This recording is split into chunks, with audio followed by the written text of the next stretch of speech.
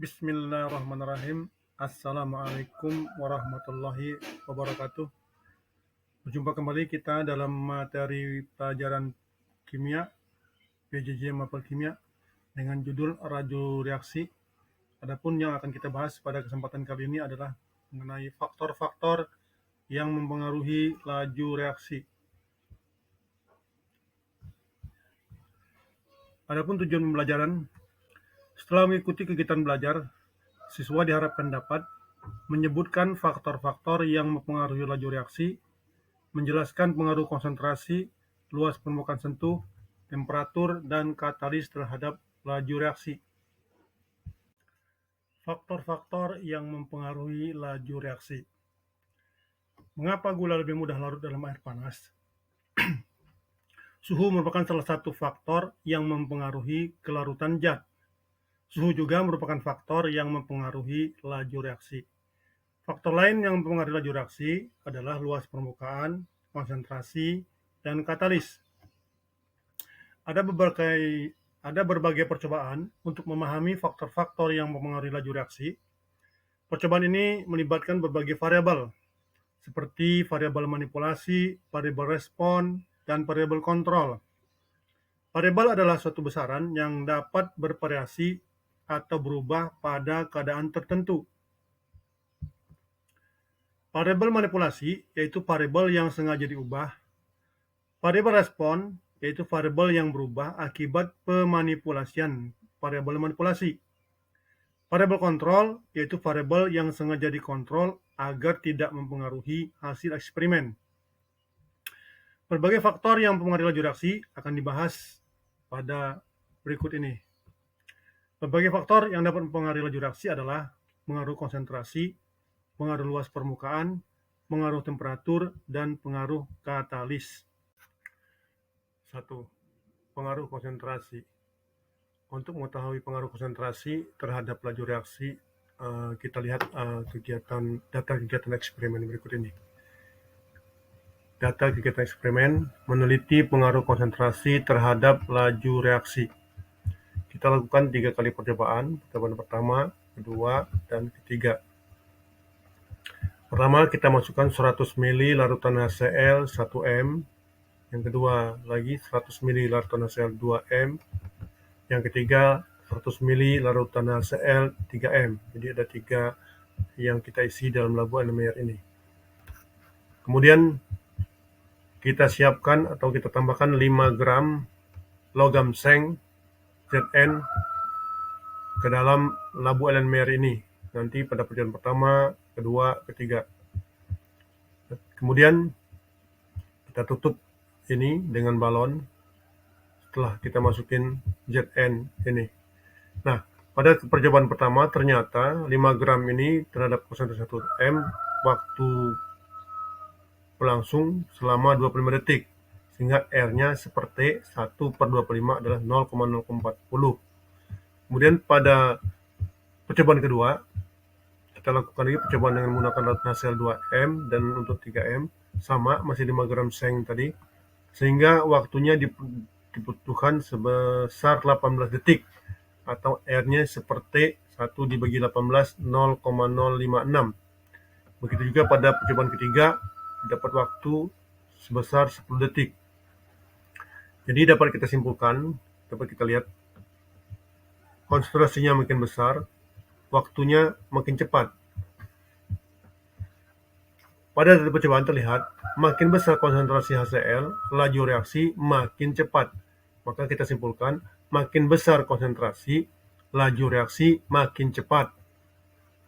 Nah, variabel-variabel pada percobaan tersebut adalah, variabel manipulasinya adalah konsentrasi, dalam hal ini konsentrasi HCl, variabel responnya adalah waktu, variabel kontrolnya massa logam seng, elastisitas, ukuran balon, volume HCl, cara pengukuran, waktu, dan suhu. Yang kedua, pengaruh luas permukaan. Pernahkah kita membandingkan kelarutan gula yang bentuk kristalnya besar dan juga kristalnya kecil? Kita lihat luas permukaan di bidang sentuh antar reaksi yang heterogen seperti padat dengan cair atau padat dengan gas, ini mempengaruhi laju reaksi. Untuk menyelidikinya, kita dapat melakukan percobaan reaksi antara batu pualam CaCO3 dengan larutan HCl, di mana persamaan reaksinya dapat kita tulis sebagai berikut. CaCO3 padat direaksikan dengan larutan HCl, menghasilkan CaCl2 terlarut plus H2O liquid dan menghasilkan gas CO2. Kita lihat, menyelidiki pengaruh luas permukaan sentuhan terhadap laju reaksi. Pertama, kita rancang alat untuk melakukan percobaannya sebagai berikut.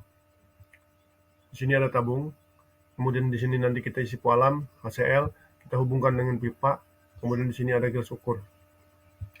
Pertama, kita sediakan pualam yang berbentuk butiran dan juga kepingan dengan massa yang sama. Kemudian lagi, yang kedua, kita reaksikan pualam dengan cara sebagai berikut. Setelah kita siapkan rangkaian alat seperti gambar. Kita masukkan butiran pualam pada labu ini yang berisi larutan HCl3M. Kita tutup labu tersebut. Kemudian gas CO2 yang terbentuk kita tampung dalam gelas ukur yang terbalik ini, yang berisi air di sini.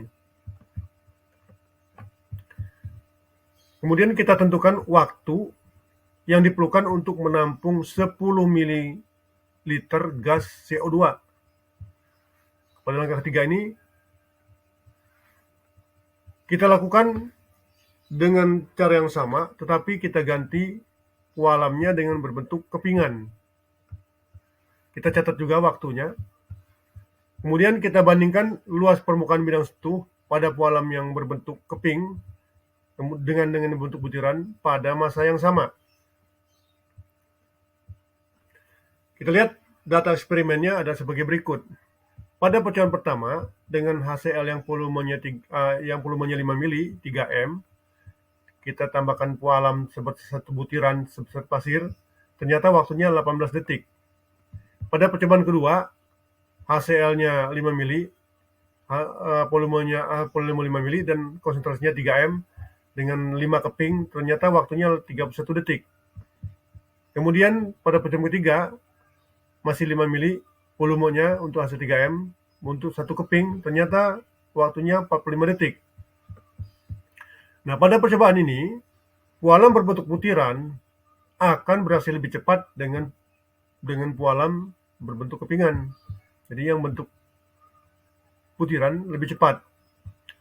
Sehingga luas permukaan bidang sentuh pualam dalam bentuk butiran lebih besar daripada pualam berbentuk kepingan dalam massa yang sama. Sehingga dapat kita simpulkan, makin luas permukaan bidang sentuh, makin cepat laju reaksinya. Pengaruh temperatur. Dari hasil pengamatan terhadap reaksi-reaksi kimia yang dilakukan pada suhu yang berbeda-beda, dapat dikatakan bahwa suhu merupakan salah satu faktor penting dalam reaksi kimia. Laju reaksi kimia bertambah dengan naiknya temperatur.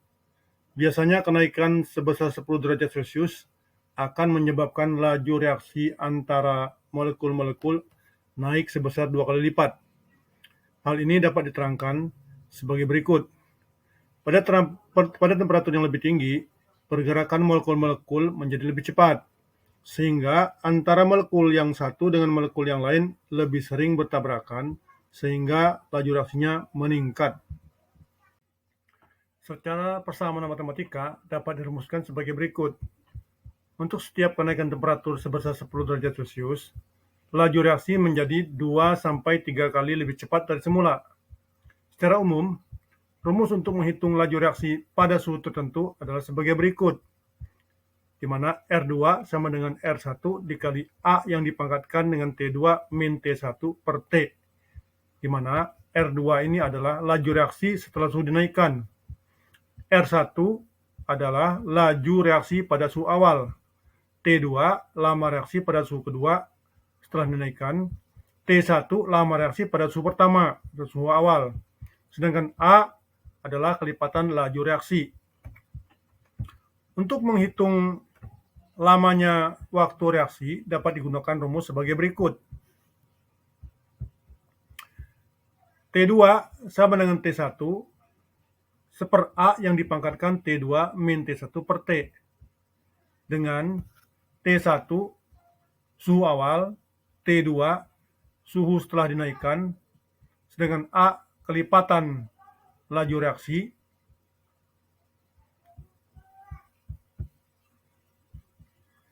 T rata-rata kenaikan suhu.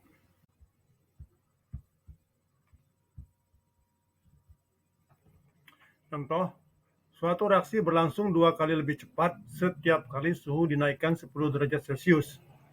Jika laju suatu reaksi pada 10 derajat Celcius adalah Xm per detik, berapakah laju reaksi pada 50 derajat Celcius? Kita lihat suhunya di sini 10 derajat Celcius, laju reaksinya Xm per detik. Karena reaksi berlangsung 2 kali lebih cepat, dinaikkan suhu 10 derajat, maka kalau dinaikkan 10 menjadi 20. Sedangkan ini menjadi 2 kali cepat, berarti 2 Xm per detik. Kita naikkan lagi 10 menjadi 30, berarti 4 Xm per detik. Naikkan lagi 10 menjadi 40 derajat Celcius, maka 2 kali lebih cepat menjadi 8 Xm per detik, sehingga pada suhu 50 derajat Celcius menjadi 16 Xm per detik. R2 sama dengan R1 dikali 2 dipangkatkan delta T per 10, di mana delta T sama dengan suhu akhir min suhu awal.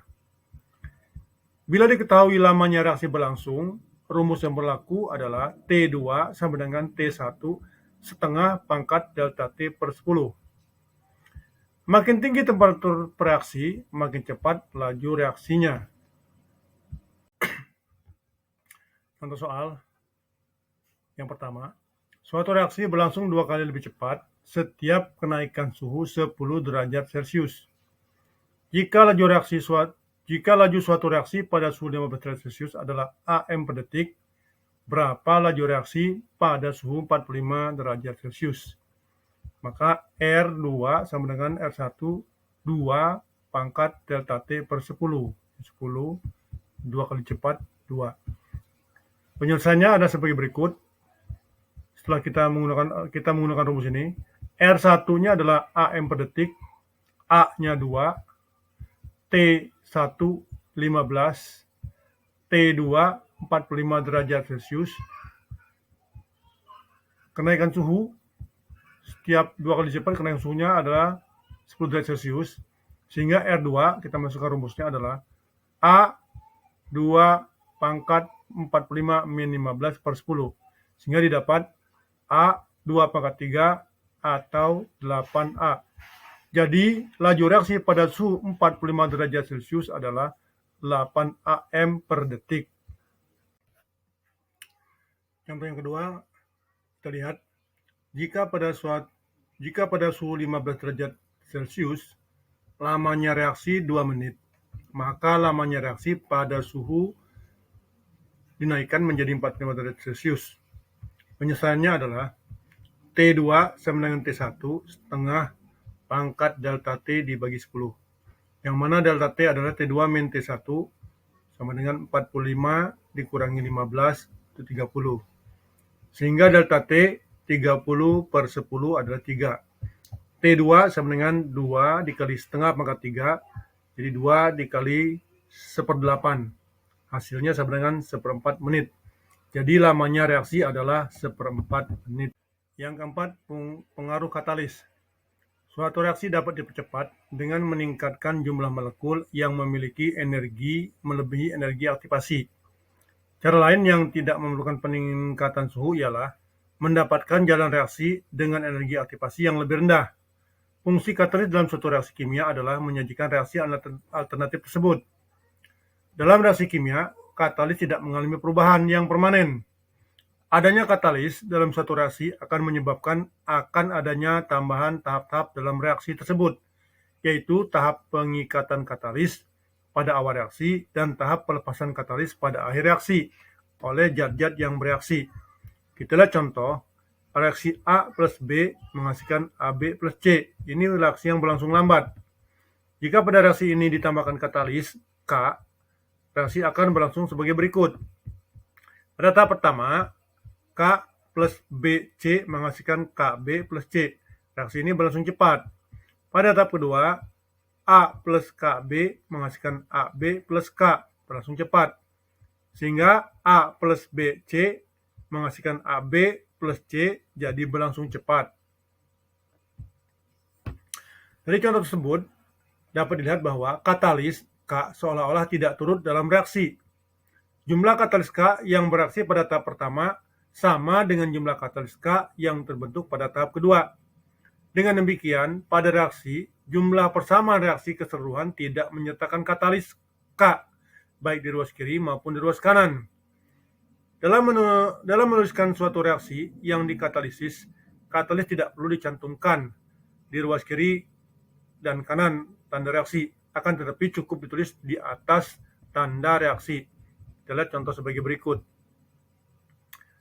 2HI gas dengan katalis PT ditulis di atas di sini menghasilkan H2 gas plus I2 gas. Ini adalah gambar pengaruh katalis pada energi aktivasi reaksi.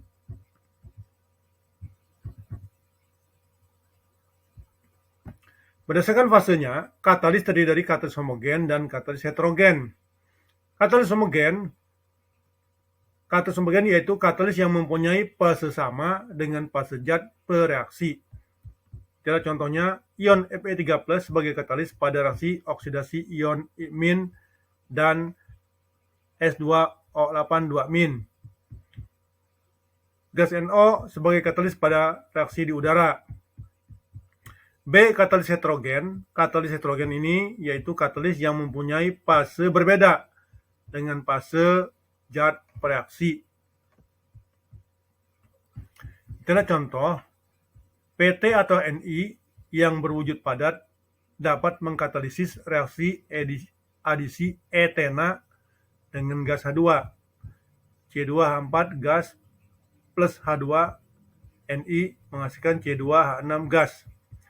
PT sebagai katalis pada penguraian gas Hi.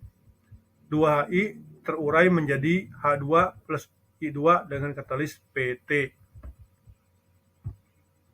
Ada katalis yang dihasilkan dari reaksi yang sedang berlangsung yang disebut autokatalis.